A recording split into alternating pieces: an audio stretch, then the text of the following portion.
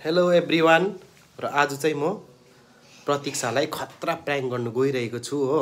हेर्नुहोस् है साथीहरू, यो चाहिँ अहिलेसम्मको सबसे बेस्ट प्र्याङ्क हो। यो चाहिँ खतरा प्र्याङ्क जे पनि हुनसक्छ यो प्र्याङ्कमा चाहिँ। ल साथीहरू हेर्नुहोस् है साथीहरू।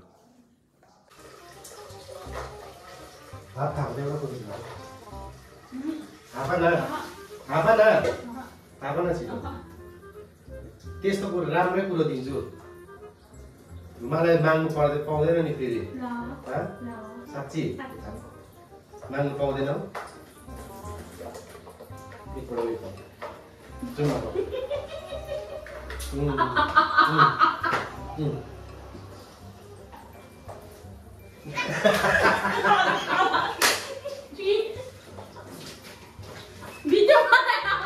हरामी हो बेटा।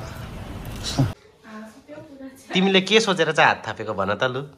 मैले चाहिँ हिजो कालिम्पोङ जाँदाखेरि त्यो ज्याकेट लगाएको थियो नि त, बा ज्याकेटमा केही बुलेको छ कि जस्तो लाग्यो नि त हो।